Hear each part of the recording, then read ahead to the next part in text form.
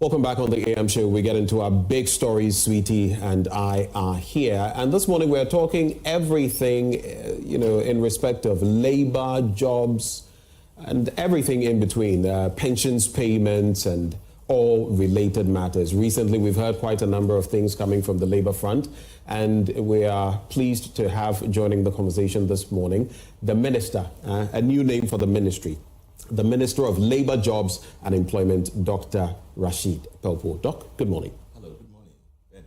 It's good to have you. Thanks for joining the conversation. Yeah, thank you. Well, let's start on an assessment note. It's been 3 months in office. How is it going so far? Well, it's going on well. I have had interactions with workers. They have had their challenges. I got involved in trying to support them. And I've met young people in their numbers, all coming with applications to my office. I've had talks with agencies that will likely employ many of them. I've interacted with situations which will allow some of them to be sent outside to go and work. So it's a combination of activities happening there, and simply just committed to making sure the right things are done. The ministry is responding to the challenges, and things are okay, at least. Not so easy, but we are getting going. You've mentioned challenges twice now. What are some of those? What are some of the challenges that you had to deal with? Well, the big challenge is that we are just coming into office.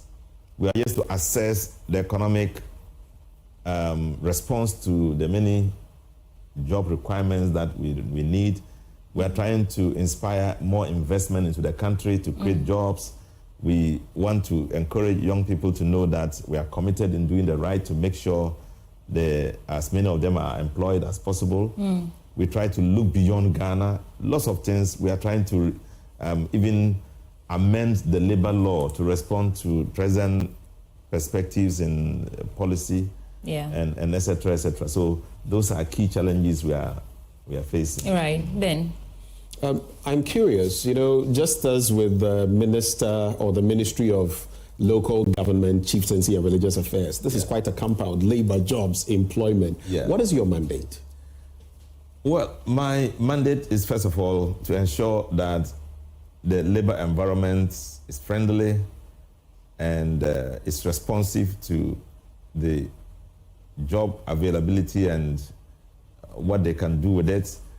The rest of the mandate is to create opportunities for jobs for young people, to ensure that we create the kind of situation that they can emerge out of school and get employed.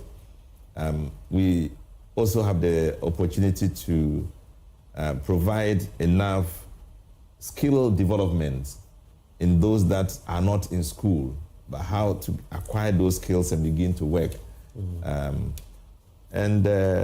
We have a mandate to also work in relations with other ministries. It's a ministerial, sectorial kind of a job. Work with your colleagues, to create opportunities for everybody. So it's a bit extensive, responsibility. And indeed, 3 in 1. How are you going to handle this? I mean, with the trimming down of ministers and all of that, and your own ministry and... In actual fact, it's one thing.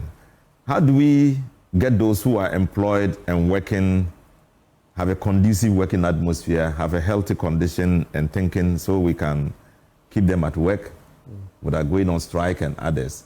How do we get those who have just finished into becoming workers? Just the two. So jobs and employment are almost the same, in terms of the Ghanaian perspective.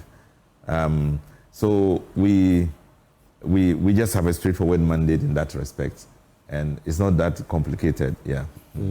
So talking about jobs, and you also mentioned that we are trying to amend the labor law to reflect the demands of this era, something we are calling a living wage instead of just a minimum wage, which I know was increased by 10% last month, which still is not enough. But what is the strategy to make these amendments come to life so that workers can actually live within their means? Because when you look at the inflation, you look at the standard of living and the amount, we are now at 90, we are 3 pesos short 20 cedis. That is the daily minimum wage.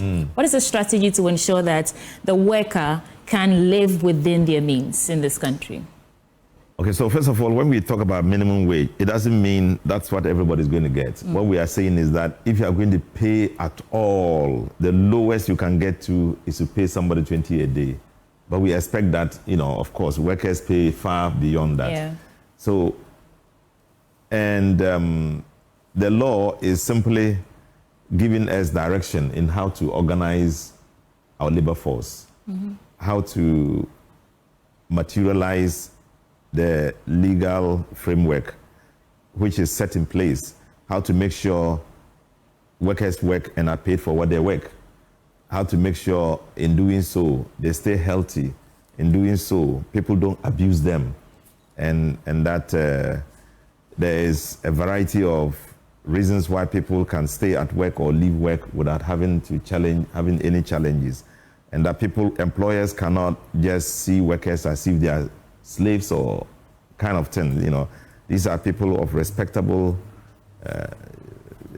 positions and who come out of homes that they are leaders in their home, respected in their homes. They can't come to work and be treated anyhow. So the law is going to take care of all that, but the economy will respond to the many demands we are making. For example, the 10%. With the 10% increase in minimum wage, base wage, what it is that we still would need 4 billion Ghana cedis after the budget consideration and everything. Outside that, we'll have to still find 4 billion Ghana cedis to still supplement the working people. That's a huge sum of money. Yeah. How are we going every to get single it? time you increase it beyond 10%, there's an amount of money you will have to get from the budget to supplement it beyond the limits of the budget in the right. Yeah. I want to take you back to the labor law and the reforms that you're talking about. I know that about 80%, and I stand corrected, 80% or so of Ghana's workforce is in the informal sector. Does these reforms that we talk about, are they going to include those in the informal sector and also make provision for, like things like working at home, the gig economy, because it's changed. The scope of work, what we describe as work, has changed. These days, people sit from home and they're able to make money. Do these reforms include all these comprehensively so that we know that we have a proper labor, law that, captures everything, informal, gigs, working from home and all that? Yeah, actually, the labor law is comprehensive. It is going to have a complete overview of everybody in Ghana who is working for another person or working for himself. It's going to take into consideration all kinds of jobs that are available for people. The present gig economy you are talking about, where people sit at home and work, the situation where people work on large data or big data, which is not particularly sitting in some places in a pushing papers and all that. It's all part of our perception and our view about work. And so we are taking into consideration all that. Okay. We are also taking into consideration the new thinking about 24-hour economy. We are looking beyond the fact that it's just working at the public service that is work. It's also working at the private sector on your own. It's a key indicator of, in fact, like you are saying, it's about 80% of the workforce. Yeah. We are still the public sector workers are still less than 1 million people. They are just a little above 700,000 people, taking so much from the budget. And so the bigger avenue for jobs now is the private sector. And so we have taken recognition of that, and it's seen in the budget, in the law, how the private sector is valued as a key source of jobs in the private, in our job economy. I'll hand the baton back to Bennett, but is it a concern that we have about 80% of our workforce in the informal sector? Is it a concern, or it's not really anything to be worried about? That we have 80% well, it's a terrible, or thereabouts. It's a very big concern, you know, because is it a concern that is 80%? Yeah. No, it's not a concern at all. In fact, it is what we are driving at. In fact, if look at the United States, they have been saying, go home, we don't need you. They are sacking all their public sector workers. And they say, look, go to the private sector, we just need a few people to take decisions, that's it. So if you are in a country, and we know this long ago, not because Trump is doing it, if you are in a country where the biggest employer is government, then there's something wrong with the economy. There must be a public interest, there must be public interest in private sector involvement and private sector investment. Okay. In fact, that moves the economy. That is where you do the taxing. You tax from there to build your economy. And you get a jobs through those areas. Wherever you have a situation where everybody's in a queue to get a job in finance, get a job in custom, get a job in immigration, and you don't have money to, nobody's tax to pay that, to bill for that, then there's a problem. Okay. Then. I want to touch, since you've already mentioned the private sector, two things. Yeah. One, terms and conditions of employment. Yeah. We hear stories in the private sector, sometimes horrifying stories. Yeah. And some people paid below the living wage or the minimum wage. What are you going to do about that? It's against the labor law in Ghana to pay below the minimum wage. It's against the labor law in Ghana to maltreat a worker. And it's against the labor law in Ghana not to have the worker have his own rights and be barred from demonstrating if they want to demonstrate, or barred from expressing their will within the workplace. All of these things are things we are tackling comprehensively to make sure the Ghanaian worker is as free as possible to work and be able to give up their best. Wherever they are restricted in their output and potential to work, then we have a challenge. We have them not doing the right, and you have the employer showing discontent, and you have, a very unhealthy situation. So we want to create a situation where these things are not part of the challenges we are having. And you see, private enterprises, both with Ghanaians and foreigners, I don't want to mention certain countries' names. I always try to avoid stereotyping, but we see a lot of these expats and some of these malls and the rest, and people tell you exactly how much they are getting. They are not getting any pension payments and all of that. And the money they are getting at the end of the month is clearly nothing they can work with. It is below the minimum wage. Some of these, and again, I'll not mention names, waste disposal entities. You would ask how much they, pay people who sweep the streets and the rest, and it's woefully inadequate. So again, I'll come back to that question. What more can be done? Because the tripartite committee, I know in the past, would meet, fix a rate and all of that. But how about the ordinary Ghanaian down there on the street? Who enforces and ensures that he or she is being paid at least above the minimum wage? Well, these things happen at the back door. We don't hear it. And once you hear it and it's informal, you can't react to it.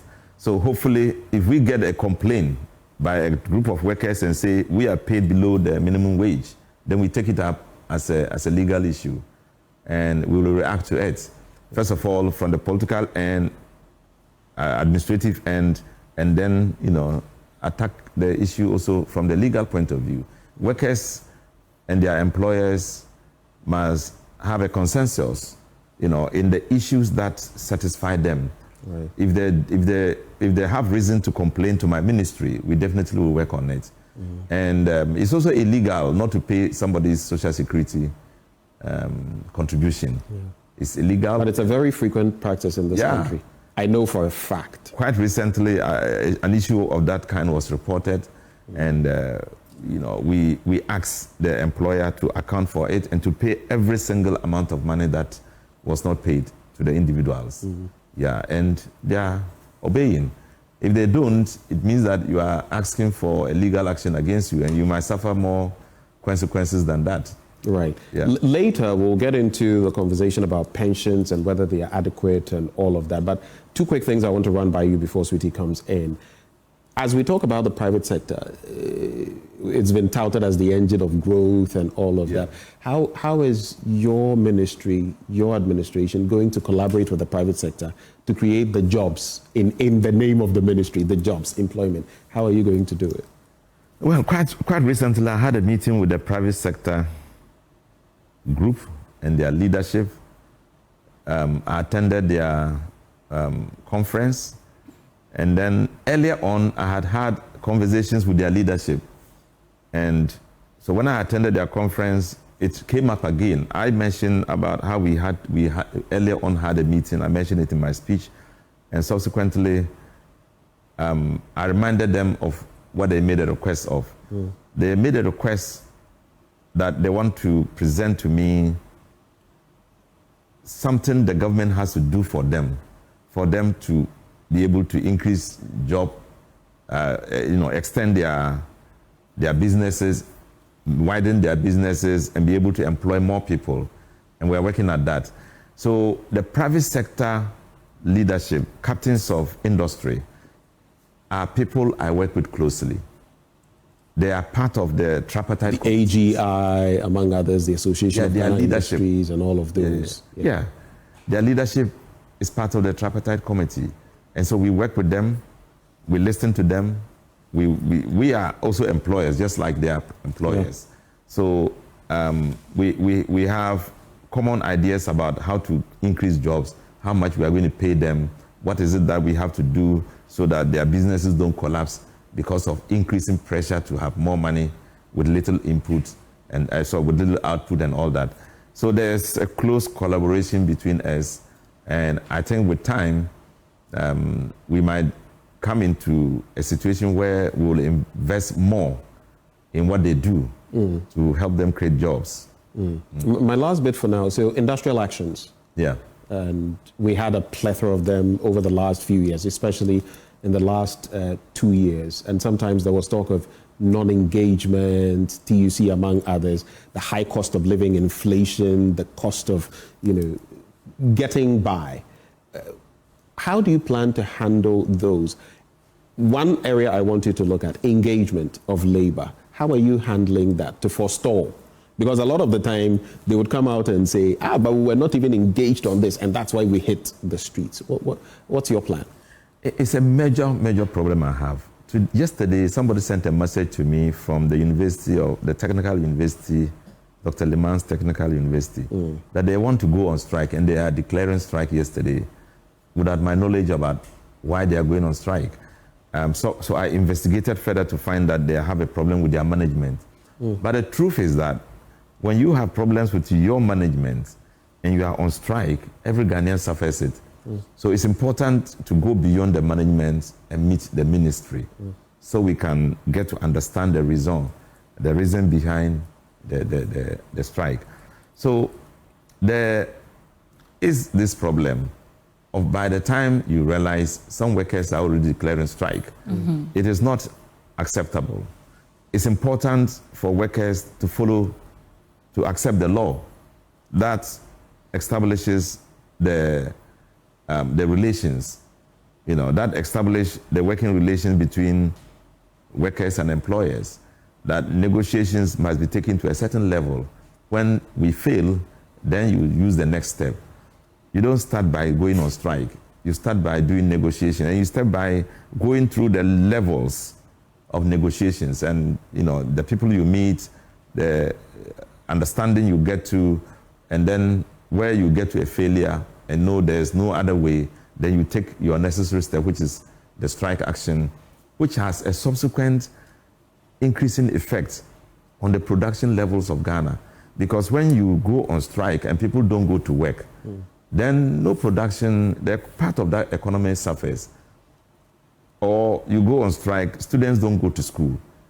It's a terrible thing. Every father or mother suffers as a result. So we want as much as possible for people to get to the highest limit of negotiation before they get onto the streets or decide to go on strike. And Sweetie, of course, some of those channels will be engaging the ministry, sometimes the Fair Wages and Salaries Commission and all of that. Yeah. But the interesting thing is that some entities will tell you, we've done all of this and there's nothing.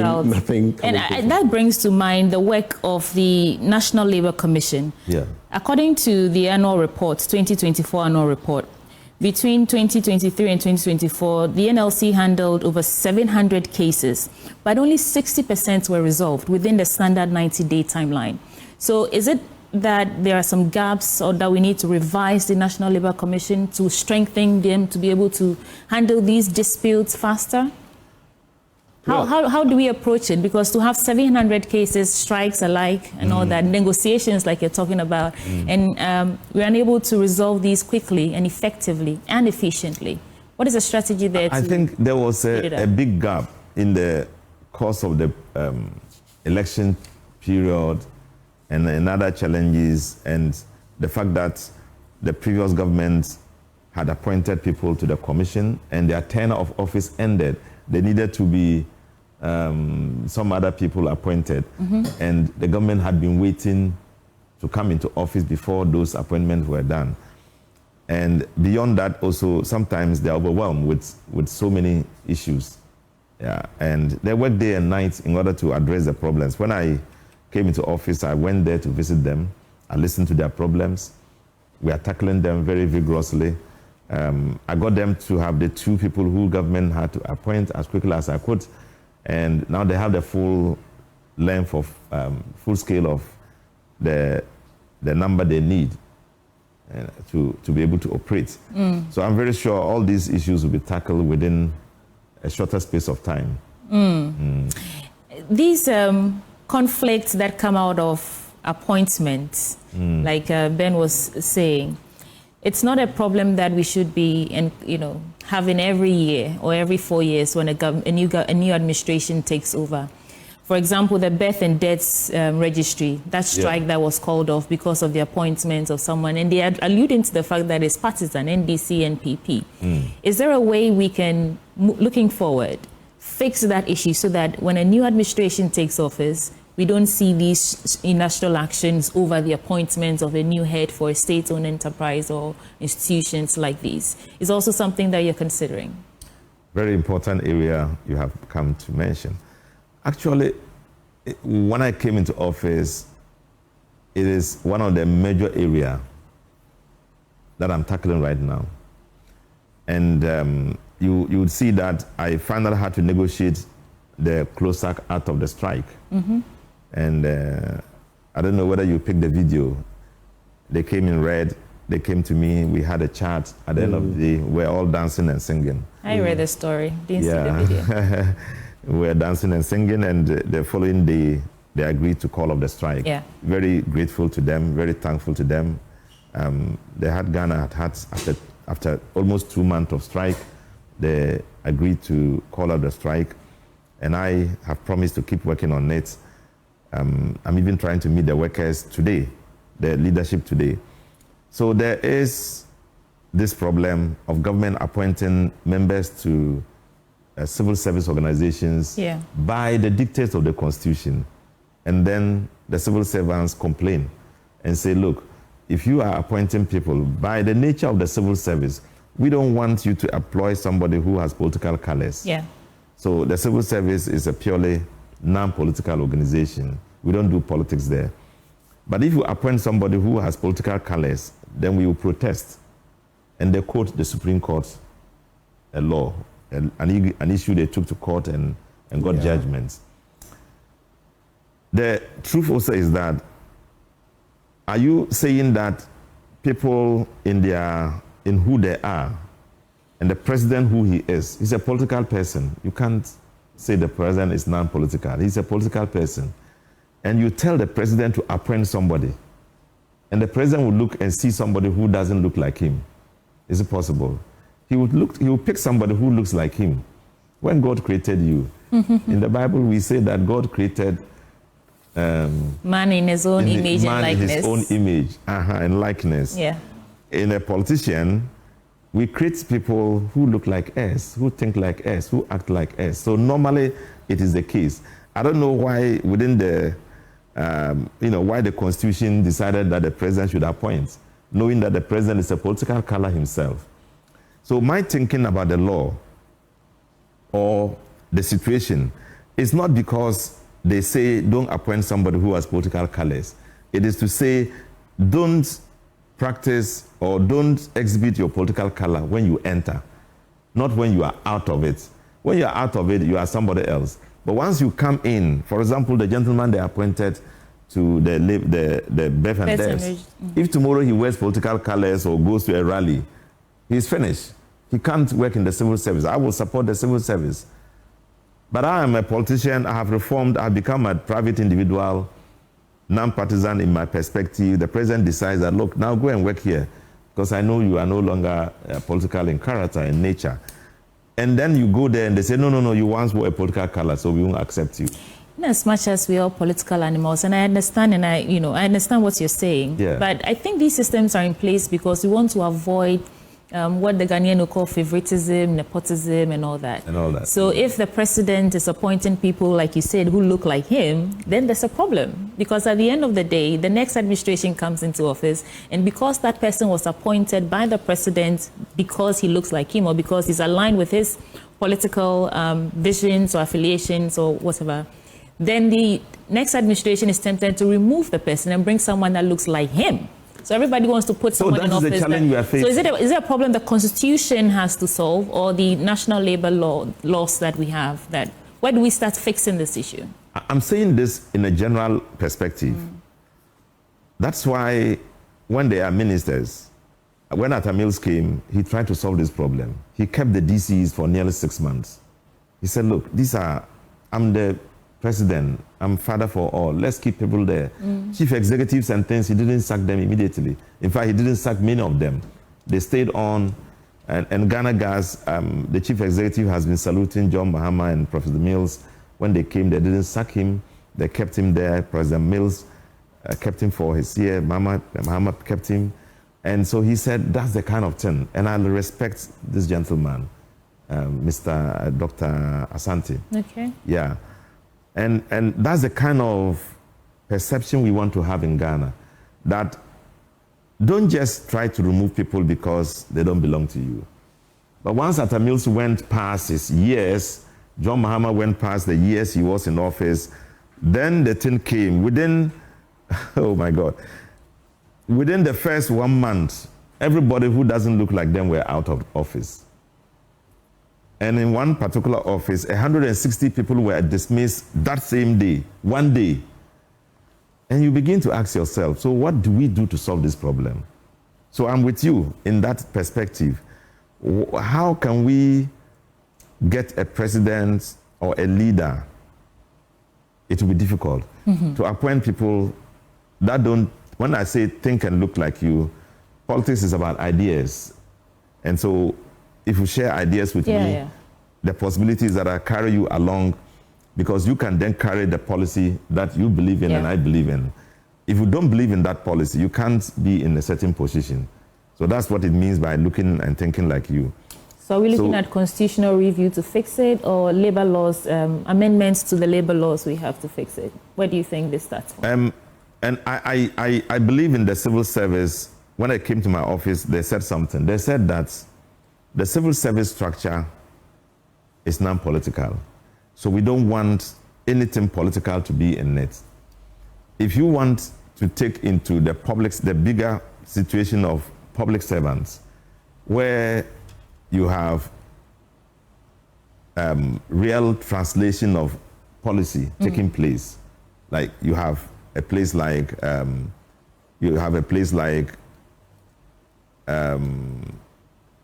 GNPC, and you now have a different policy on petroleum, or another organization where you have a different policy in tackling the thing, and somebody is there, the chief is there, he doesn't share that policy. In fact, he was brought there because he sat down and planned with them to run a certain policy. And so when another person comes, he might find it difficult to revert completely. So the president will say, no. I don't think you can think like me. Let me bring somebody who thinks the same way, because I want to change this place. Right. No argument at all. Right. So that one is maybe acceptable, but not the structure itself, where the smaller people working at smaller organizations or big organizations with, for example, I sent somebody who was just an officer at the National Health Insurance. As soon as they came, they sacked him. I sent people. We got people who were working with food. How do you call it? FDA? No, the one that feeds students. Free senior high school. Buffer stock? Buffer stock. No. School feeding? The school feeding. Ah. As soon as they got there, they started working. MPP, they came within a few months. They said no. They just gave them letters and said they won't confirm them. They should leave. And they all left. No, so small positions like this should not attract the attention of governments. Right. Let me quickly get into jobs and pensions. Just staying here. Of course, we've heard from Sam George, his ministry, and some people that he feels were not brought in through the proper processes or work was just duplicated. How does that sit with you, though? If people are not qualified, or if the claim is that they were brought in for political reasons, should they be retained? If they were brought in for political reasons, they can't be retained because your political reason, the reason you have come, is gone. But you see, you just made a point that we have to get past that. They are Ghanaian too, are they not? Ask your question again. Like you said, I'm saying that if these people are relieved of their duty, like in Sam George's case where he makes mention of the fact that some people, if you look at the work and the numbers, they don't add up. You need fewer people, right, for efficiency and effectiveness. But at the same time, some people too, it may be jobs through the window, last minute, and all of that. And I'm saying, how do we deal with that? Because you're saying we should get past that situation where a new government comes and a chunk of people. Let's get past it. How do we resolve it then? Let me give you the typical example of the MPP. I'm handling a problem right now. We have set up a committee. I'm co-chairing the committee with Nana Oyilita. The president has authorized that, look, let's investigate. Now Nana Oyilita. Let's investigate the situation, how people are dismissed. Let's investigate it. Let's find a way of getting people back into work. The president directed that? Yes. So we set up a committee and we're working on it. I'm the co-chair of the committee. 12,000 people were employed after they lost the elections. 12,000. That is in 2024, after the December 7 election. Yes. 12,000 people. Yeah. Whilst the transition was going on, they were employing. Even on the day before the handing over, they employed people. Do you think that's political jobs? So you ask yourself, is it because you really think that these people deserve the job? You wanted to occupy this position to create a certain situation for government to be able to run well, or you just want to flood the government so they cannot pay? And people will laugh at them and say, look, they have taken office, they can't even pay workers. Because it adds to the wage bill. Yeah, it adds a lot to the wage bill. You don't know the kind of economy you are running. You didn't employ them within the 8 years. 1 week to your going out of office, you employed so many people, 12,000 people. So we are picking them, we are seeing them, some of them, they have a history. Okay. So we are segregating them, put them aside. Look, if somebody has a history of being interviewed and that thing, why are you worried if he was employed within a day to handing over?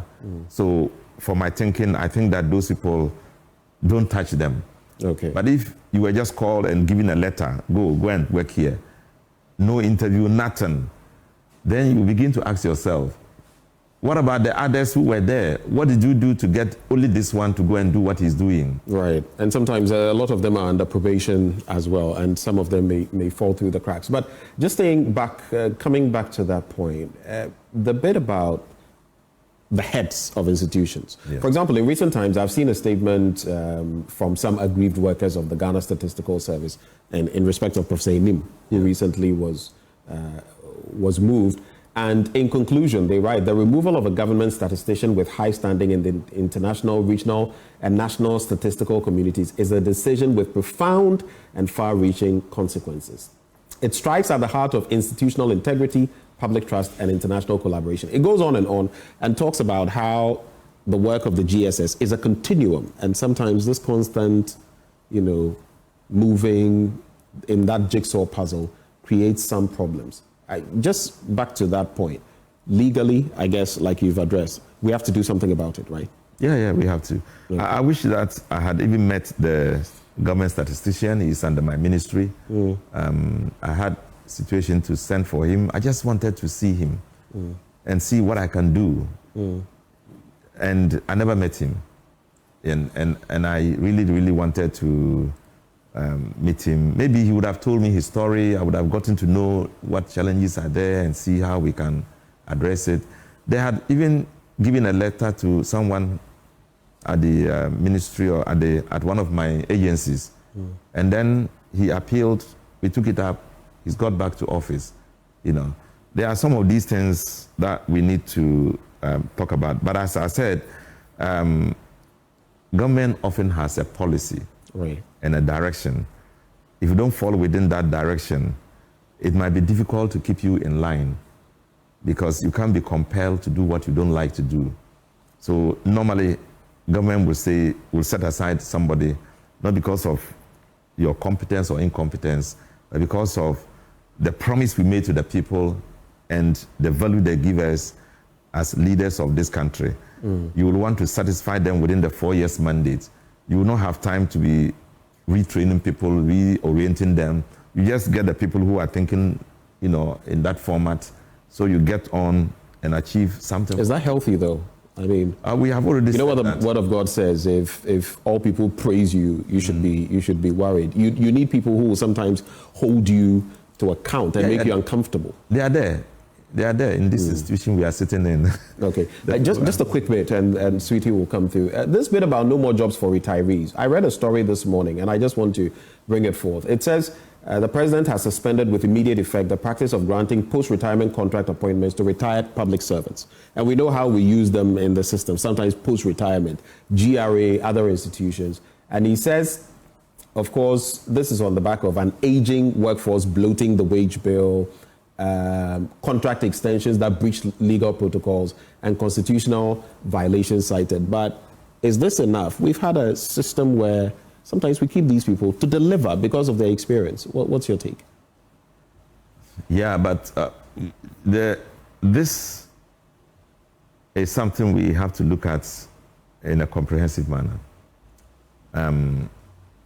The kind of jobs people do are not so sophisticated that they are asking for a contract. If they are sophisticated to the extent that this single person is the only one who has the capacity, who has a skill, who has a knowledge, then there's a high possibility that he'll be retained on contract to finish off a job that they are doing. For example, if we had a nuclear entity here, a nuclear station, and you train somebody to have the power to manage the nuclear weapon and the nuclear installation, and he knows the job so well that if you take him away, somebody to occupy that space might be difficult. So you keep him. But the law and the practice is that if you want to retain somebody, normally you will have to appeal to the president. But you find people within the same ministry, the chief director, they will just write and say, we are retaining him. And then the next moment, he's taking salary. Some people are even kept beyond the age of 65. Yes. And they are still there. Yeah. In the last administration, you saw that a lot of them occupied big positions, whilst people below them were rather retiring. They didn't have the chance to take over. Like your deputy got to the age of 60, he retires. You go to the age of 62, you are given the chance to act for another 2 years. So he didn't have the chance to come in. The younger person who is waiting for you to retire, he goes and another vacancy exists somewhere, is still waiting. So we want to give everybody a chance until there's a critical need for you to stay on. We just want to say that, look, leave, let somebody also come, so we can have more younger people going into the system. On that note, I know that you're not the ministry in charge of young people. We do Yeah. have a ministry for that, but employment falls under your purview. Yeah. And while, according to the World Bank jobs reports, while formal job creation is improving, youth unemployment is still a major problem. So what is the policy and direction, because you mentioned it, for employment for the young people in this country? I mean, while we wait for the 24-hour economy to take effect. Well, it's an issue, and you know about our youth entrepreneurship initiative. Is going to engage a lot of these young people. You know about our job abroad. It's going to engage these young people. You find that I'm working very closely with the Finance Minister. Yeah, the Minister for Youth Empowerment. Georgia Parry. Yeah, Georgia Parry. I'm working with him through his outlet, the Youth Employment Agency.